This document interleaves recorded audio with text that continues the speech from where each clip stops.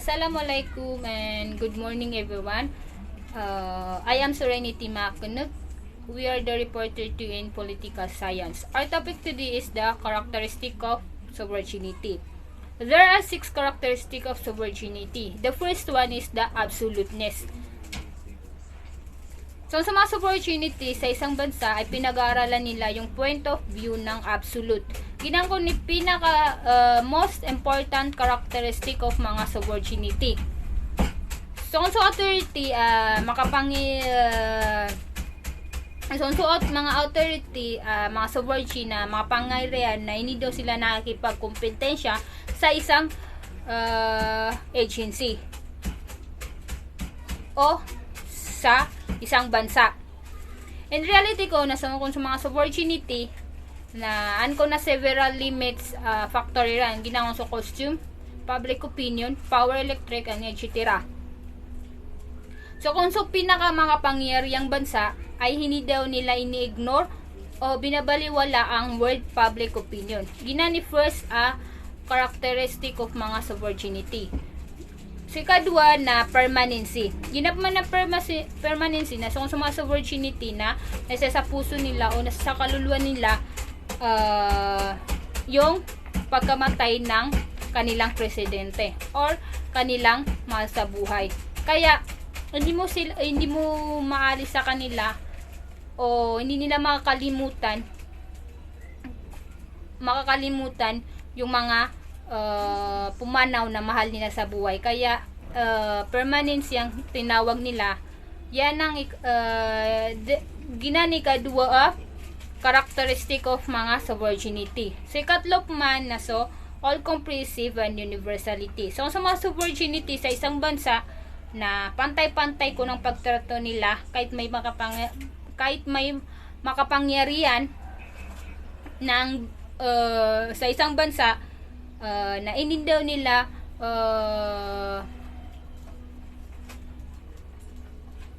pantay-pantay ang pagtrato nila sa individual citizen, all groups, and human association. Pero naan ko na territorial limits Iran. So ikapat man na inability. So mga inability na sa sovereignty na ginangkon ginangkon na inability na ginangon suwa na kalayaan ni Iran agu may karapatan sila sa kanilang territory. Hindi daw nila yun maalis sa mga sovereignty dahil may karapatan at kalayaan sila sa kanilang territory. Pero sa mga sovereignty kon kapag nadidepress sila, marami sa kanila na nagsusuicide. So yun ang inability na characteristic ng mga sovereignty.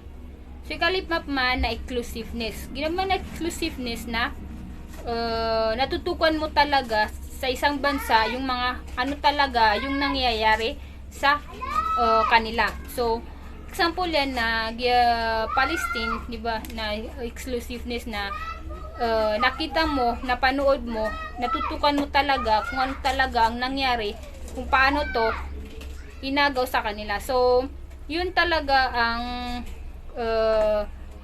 kuwan ng exclusiveness. Gito ay pinaka ikalimayra na karakteristika mga sovereignty.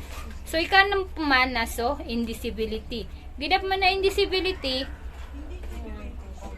na sa mga sovereignty na hindi daw nila inaate sa dalawa o hindi nila pinamimigay yung mga kanila. So ginap man ko na ginani pinaka mapuro abansa sa adi kabagi o ka-destroy apyang apananan kinuan sa isang bansa. So kung panaw ng federal na baban kun miya sung pangyarihan nila na baban kun miya bagi miya bagi rang kuno to sa dua sa tinawag nilang union at constitution units.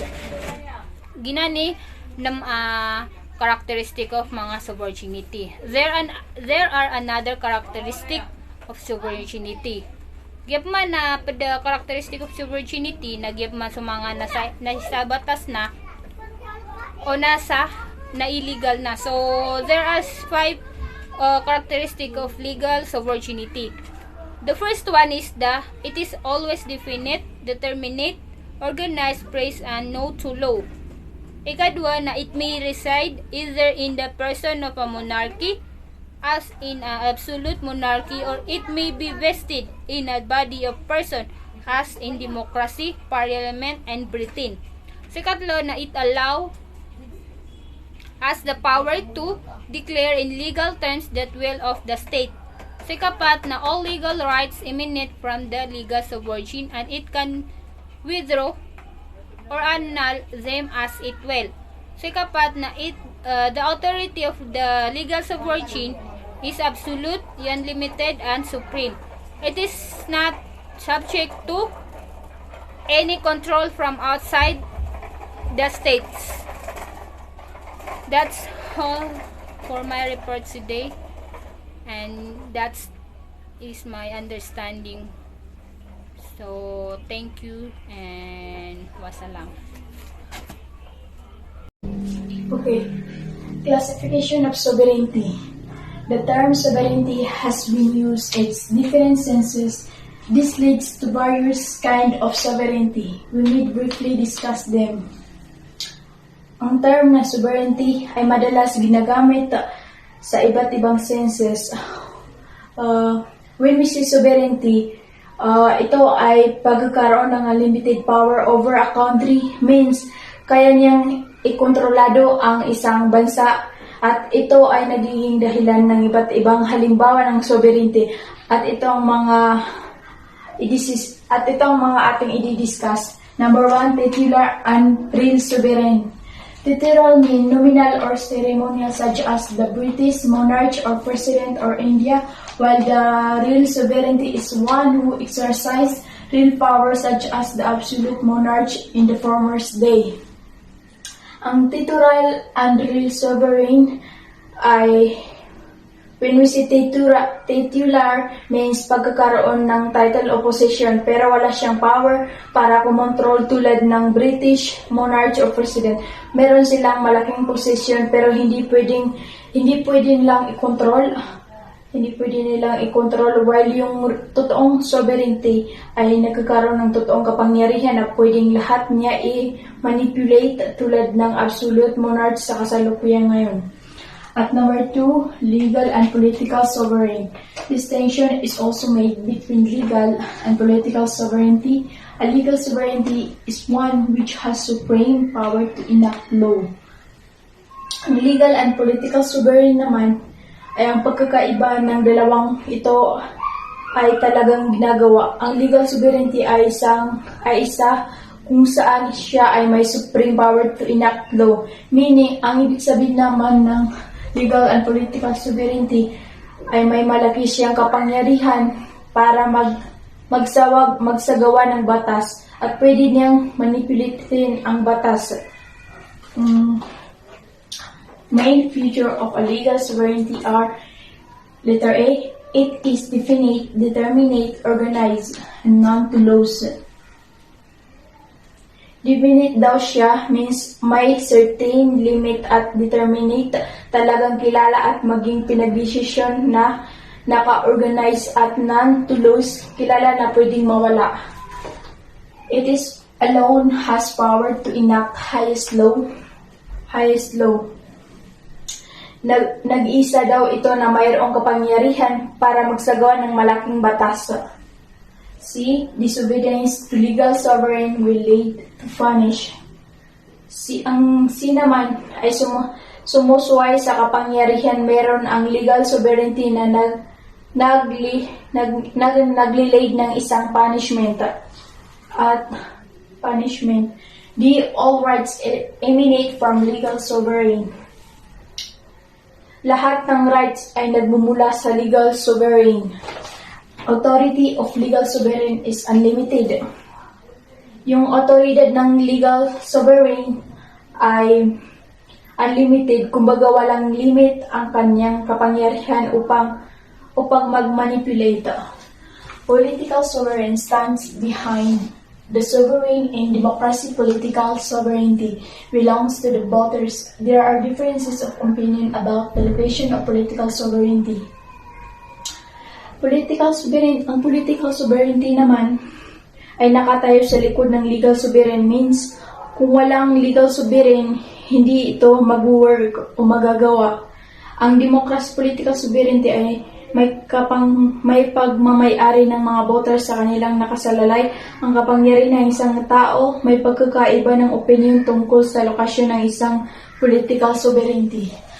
Popular sovereignty. The concept of popular sovereignty is very old. For example, Roman scholar Cicero said the authority of the Commonwealth is derived from the corporate powers of people. Ang minimin naman ng popular sovereignty ay ang concept ng isang popular sovereignty ay very old daw.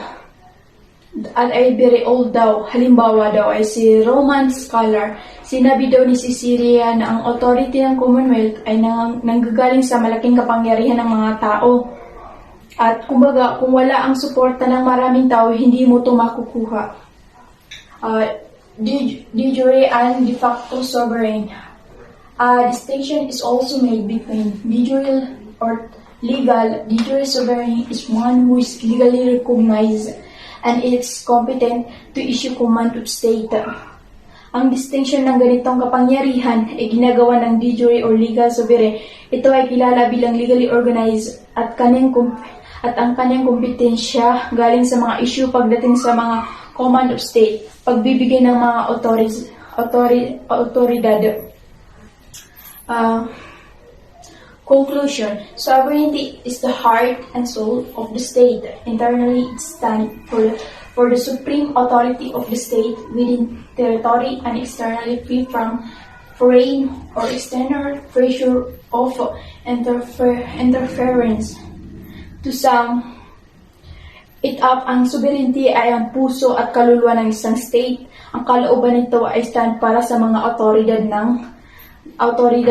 ng isang state kasama ng kanyang sinasakupan at external, kumbaga may freedom ito.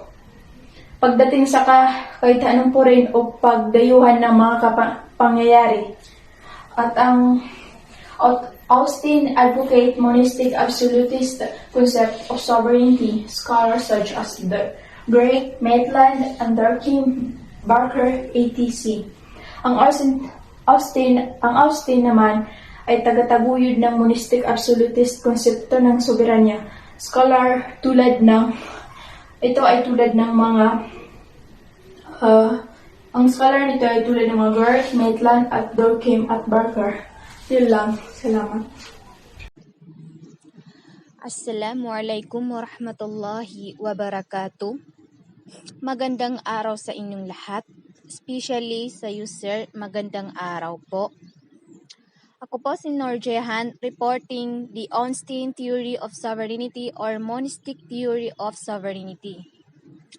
John Austin, the famous English jurist who gave one of the most authentic definition of sovereignty, in his book Lecture on Jurisprudence, published in 1832. His theory of sovereignty has left an indelible imprint on the subject of sovereignty, and even today the concept of sovereignty cannot be studied without reference to Austin. Austin provided the most elaborate analysis of the legal theory of sovereignty. His theory is also known as monistic theory. In spite of several criticisms, the basic principle of his theory still serves as the basis for modern jurisprudence. Ang maintindihan sa aking binasa ay si John Austin ay isang English jurist. Tinukoy niya ang soberanya sa kanyang aklat na 1832, Lectures on Jurisprudence. Ang kanyang monistic theory na kilala rin bilang ang pinakakomprehensibong legal na pagsusuri ng soberanya ay nananatiling pundasyon para sa modernong jurisprudence sa kabila ng mga kritismo. Ang gawa ni Ornstein ay nag-iwan ng hindi maalis na marka sa paksa ng soberanya.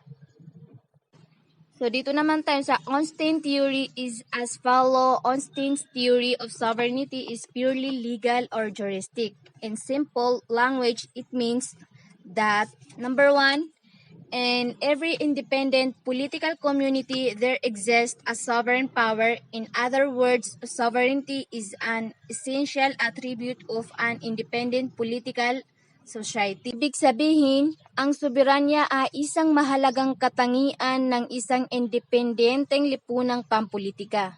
Dahil ito ay umiiral sa loob ng bawat komunidad at isang pangunahing aspeto ng anumang sistemang pampolitika.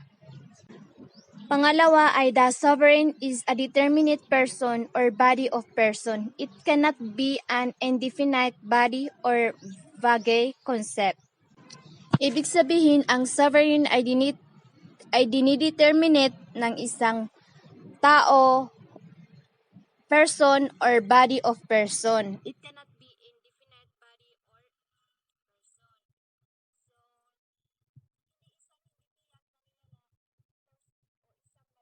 konsepto. Number 3, the power of the sovereign is legally unlimited. There is no legal limit to his power or authority. So, ibig sabihin, ang kapangyarihan ng soberanya ay legal na walang limitasyon, na walang legal na limitasyon sa kanilang autoridad o kapangyarihan.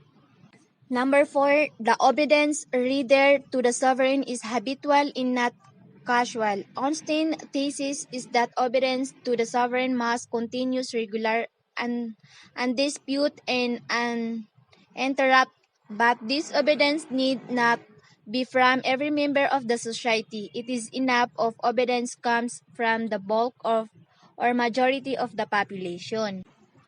Ibig sabihin, ipinahayag ng thesis ni Ornstein na ang pagsunod sa soberanya ay dapat na kagawian. Regular, hindi mapag-aalinlangan at walang tigil, at ito ay sapat kung ito ay nagmumula sa karamihan ng populasyon. Number 5, the power of the sovereign is indivisible. There must be as many states as there are sovereign. The power of the sovereign cannot be divided or shared. Division of the sovereignty is unthinkable.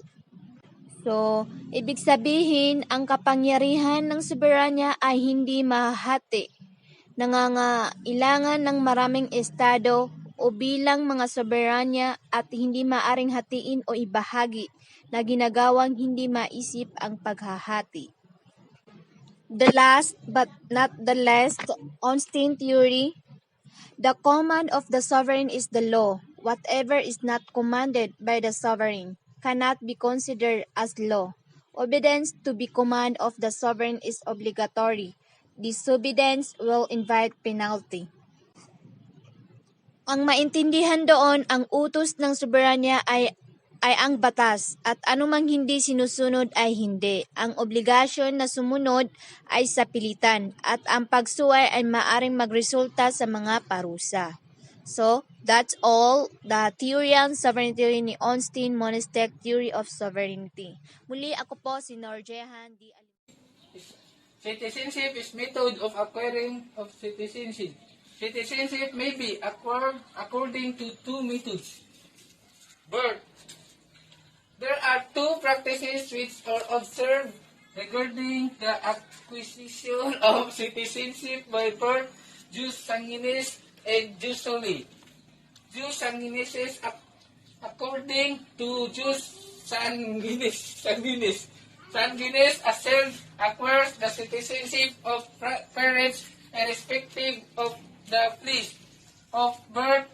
Child born of Indian. Parent is an Indian citizen, whether it is born on Indian soil or abroad.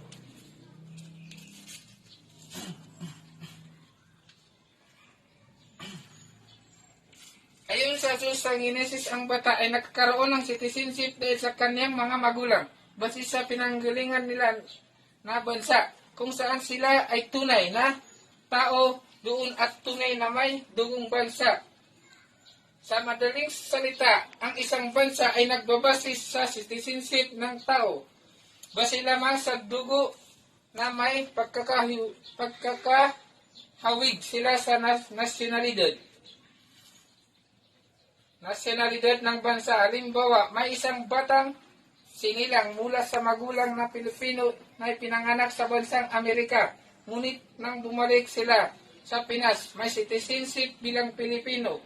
Pilipino pa rin ang bata dahil ang kanyang mga magulang ay tunay na mga may dugong Pilipino na nagmula sila sa bansang Pilipinas. Dahil dito, hindi na muling kailangan gumawa pa ang kanyang mga magulang ng citizenship para sa kanya.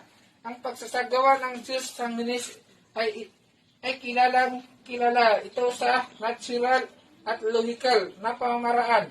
Eksklusibo ito sa mga bansang Germany, Italy, Sweden, Norway, Philippines, at iba pa.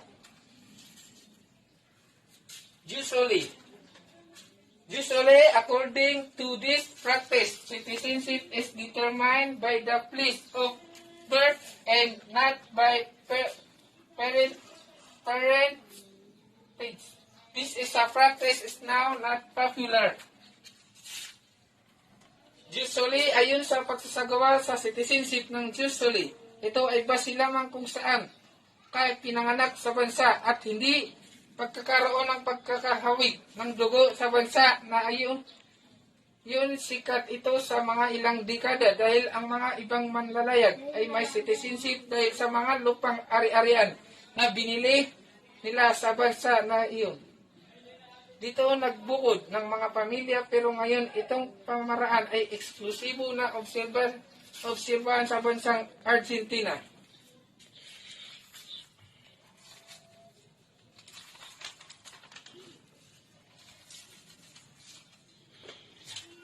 Naturalization, citizenship also be acquired through naturalization. According to this method, an alien can become a citizen after fulfilling certain conditions. Ang pagkakaroon ng citizenship ay maaaring makuha hindi lamang sa citizenship by birth. Ayon sa proseso na ito, ang alien ay pwedeng maging citizen ng bansa pagkatapos ng mga proseso na nasa tupad sa mga kondisyon. Bawat bansa ay mga kanya-kanyang panuntunan sa naturalization pero ito ang mga ilan sa sumusunod na kung saan ang obserbahan sa mga bansa. Residence. A certain period of residence of state is essential before an alien can be granted citizenship. May mga tiyak na panahon sa paninirahan sa bansa mahalaga upang maging ganap na ang alien na magkaroon ng citizenship. May mga ilang bansa na inaabot ng ilang taon sa bansang England at USA. Inaabot ang paninirahan hanggang 5 taon upang maging ganap na citizenship sa bansa nila sa bansang France. Inaabot ito pa hanggang 10 taon. Ikatwa na oath of allegiance.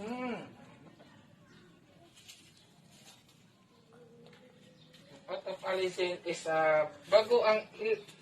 bago ang alien na maging ganap na mamamayan sa ibang bansa ay dapat manungkulan na sumumpa ng katapatan sa ibang bansa at iwan ang bansang pinanggalingan. Katlo na forces of real estate.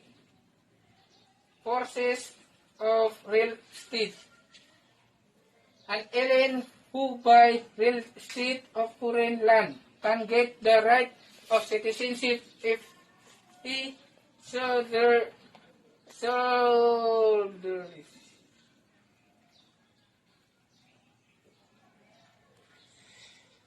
ang alien na bumili ng parte sa lupang ari-arian sa ibang bansa ay makakakuha siya ng karapatan na magkaroon ng citizenship kung inaasahan niya ito.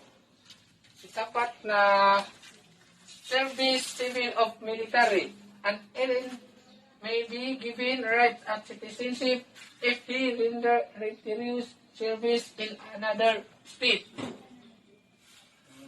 Ang alien ay may karapatan na bigyan na citizenship kung siya ay gawaran ng karapatan na kapanungkulan na serbisyo sa ibang bansa. Ikalima na marriage.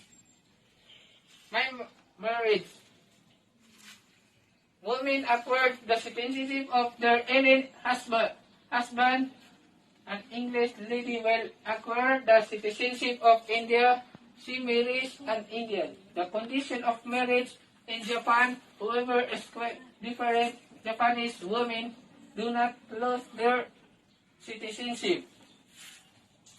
May mga bansa na kung saan ang mga babae ay napangasawa ng lalaking alien, ay magkakaroon ang babae ng citizenship ng lalaking alien sa kanyang bansa. Ngunit ito rin ang punot dulo na mawawala ang kanyang citizenship sa bansang pinanggalingan ng babae. Halimbawa, ang babaeng Ingles ay nagkakaroon ng citizenship ng Indian kung mapapangasawa niya ay ang Indianong lalaki. Ngunit mawawala ang kanyang original na citizenship sa bansang pinanggalingan sa kondisyon ng marriage sa Japan. Subalit kakaiba ito dahil kahit napangasawa ang babaeng Hapones ng lalaki alien ay hindi kailanman mawawala ang citizenship ng kanyang bansa, pero ang alien na lalaki ay magkakaroon ng citizenship katulad ng kanyang asawa.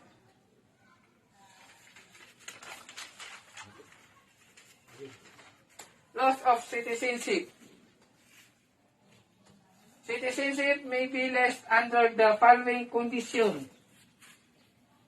Ang citizenship ay maaaring matan na kapanungkulan na serbisyo sa ibang bansa. Ikalima na marriage. May marriage. Women acquired the citizenship of their alien husband. An English lady will acquire the citizenship of India. She marries an Indian. The condition of marriage in Japan, whoever is quite different Japanese women do not lose their citizenship. May mga bansa na kung saan ang mga babae ay napangasawa ng lalaking alien, ay magkakaroon ang babae ng citizenship ng lalaking alien sa kanyang bansa. Ngunit ito rin ang punot dulo na mawawala ang kanyang citizenship sa bansang pinanggalingan ng babae. Halimbawa, ang babaeng Ingles ay nagkakaroon ng citizenship ng Indian kung ang pangasawa niya ay ang Indianong lalaki.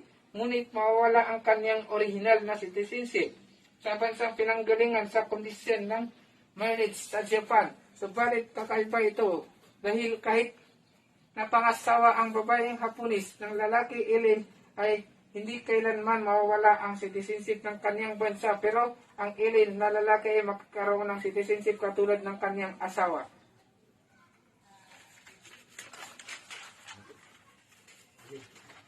Loss of citizenship.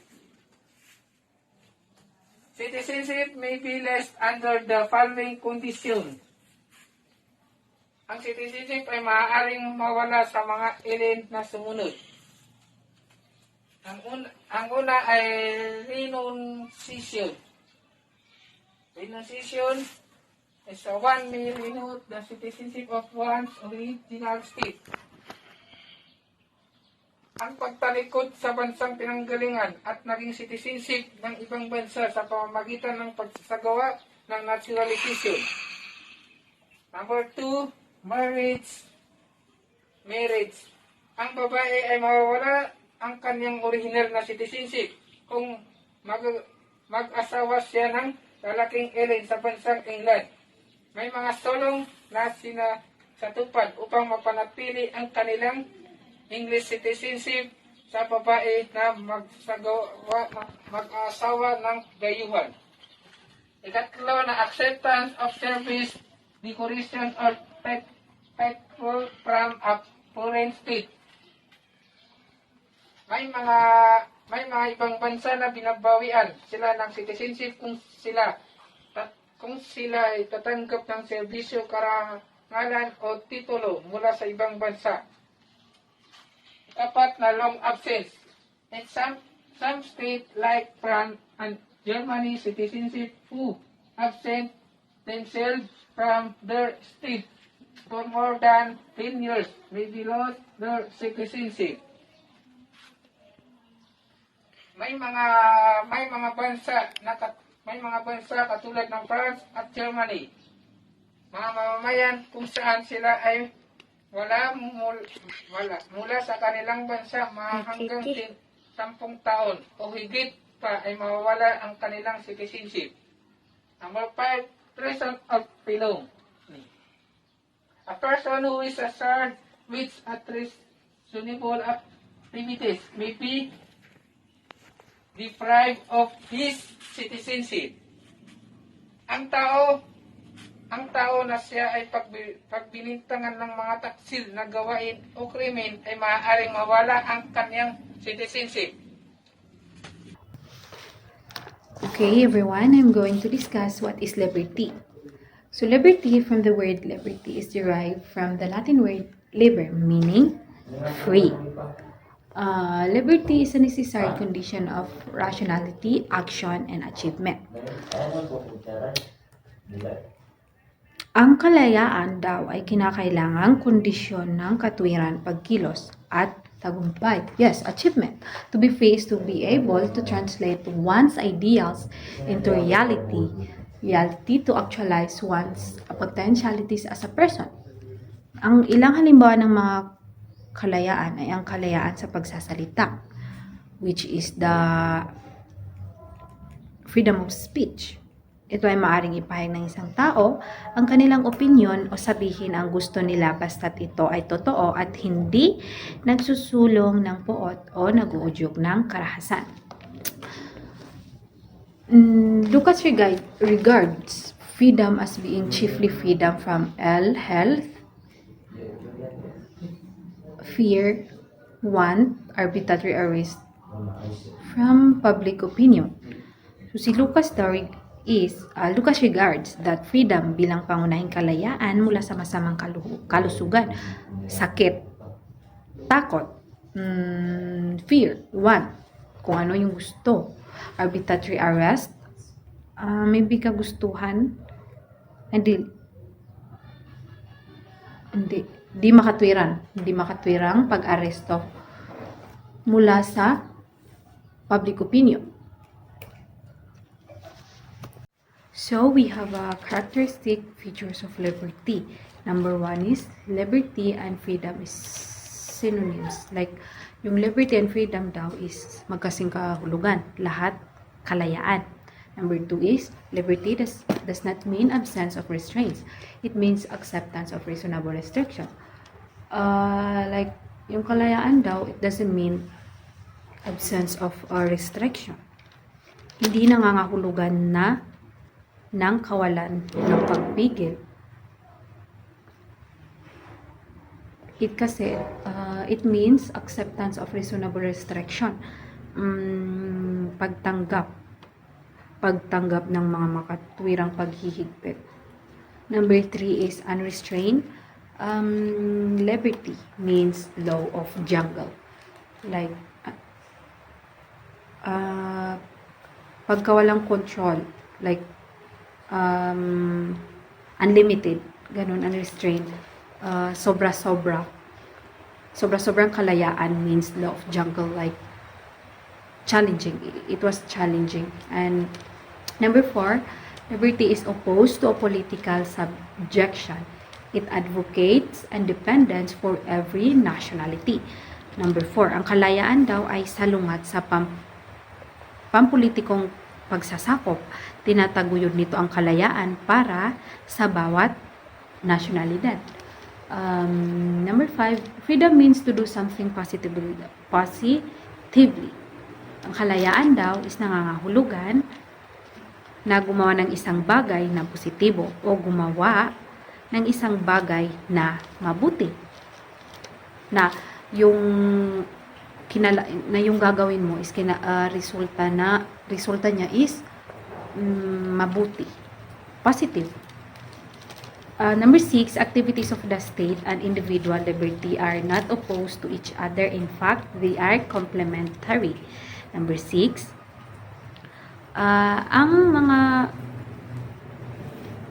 activities daw na estado at individual na kalayaan ay hindi tutol sa isa't isa.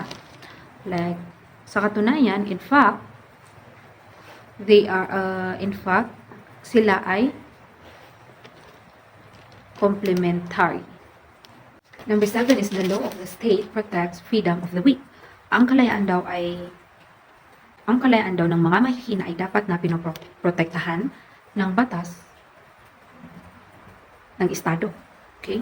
Number 8, Number 8 is liberty incorporates the idea of individual and social welfare. There must be a balance between the two.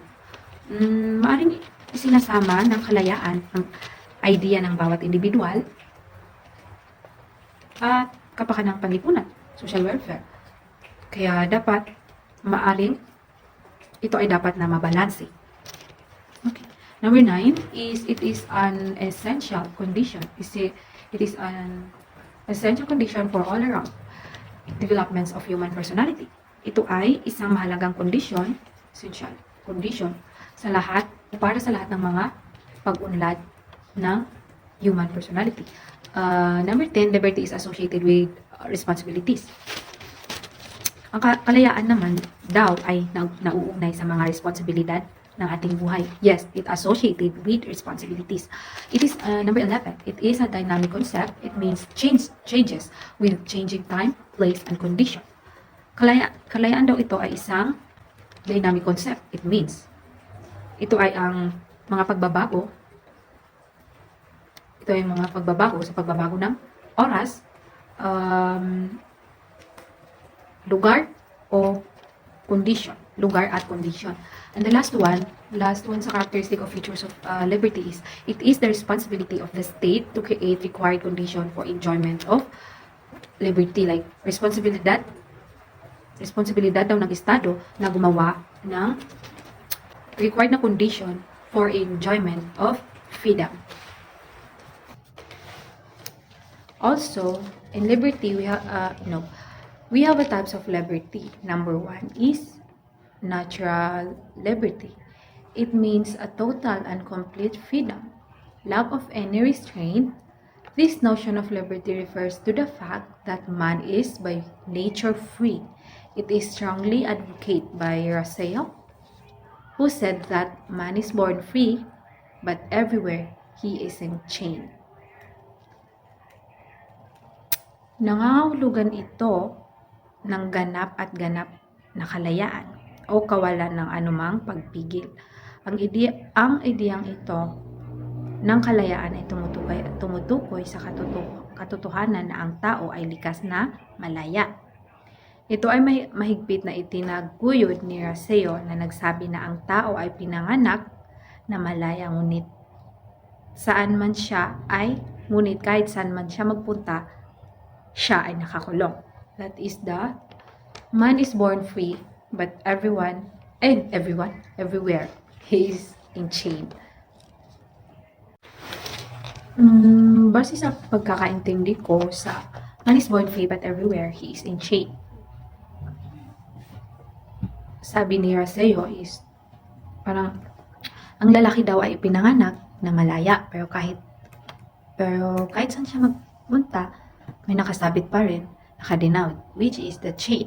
Actually, lahat naman ng tao ay ganyan, hindi lang lalaki. Lahat ng tao ay ipinanganak na malaya, pero may mga bagay pa rin na pumipigil sa atin. Yun yung tinatawag na chain. Isa ring halimbawa, yung may karapatan kang piliin kung sino yung gusto mong makasama. Pero, dahil sa pamilya mo, nawawala yung freedom na gusto mo. Why? Kasi nga gusto nila sa ibang tao ka mapunta or ibang tao yung makasama mo. Kumbaga yung parents mo or yung pamilya mo yung nagsisilbing chain sa buhay mo. Yun yung pagkakaintindi ko. Pangalawa sa types of liberty is personal liberty. This notion suggests that every human being desires to exercise his faculties and determine the general condition of his life. So, ang personal na kalayaan, personal liberty, na ito ay nagmumungkahi na ang bawat tao ay nagnanais na gamitin ang kanyang mga kakayahan at ang pangkalahatang mga kondisyon ng kanyang buhay. Ilang halimbawa sa personal liberty is kalayaan,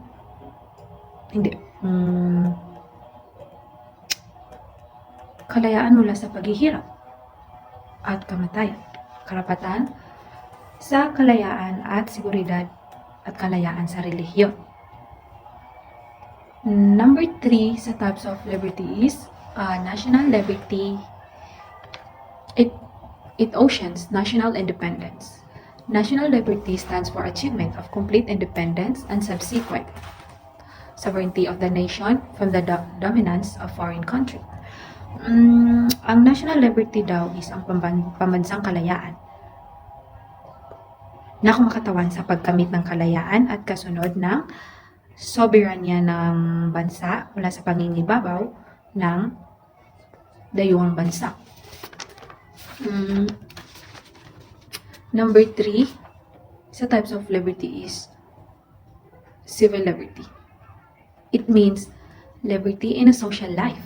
It includes freedom of the person, physical freedom from injury or threats to the life, health, and movement of the body, intellectual freedom for the expression of thoughts and beliefs, equality before the law, security of private property, freedom of opinion and expression, and freedom of conscience. Civil liberty, it means liberty in social life. It includes freedom of person, kalayaan ng tao, physical freedom from injury or threat to the life, like malayo sa mga sakit o banta sa buhay. And freedom of movement of the body, malay tayong gumagalaw, gawin kung ano yung gusto natin. Intellectual freedom for the expression of thoughts and beliefs, like freedom of thoughts, expression, like kalayaan nating mga tao kung ano yung gusto nating isipin or paniwalaan, beliefs. Security of private property means privacy, your privacy. Freedom of opinion and expression, kalayaan ng opinion and expression, and freedom of conscience, kalayaan ng ating pagkakaroon ng ating kalayaan, freedom of conscience, kalayaan ng konsensya.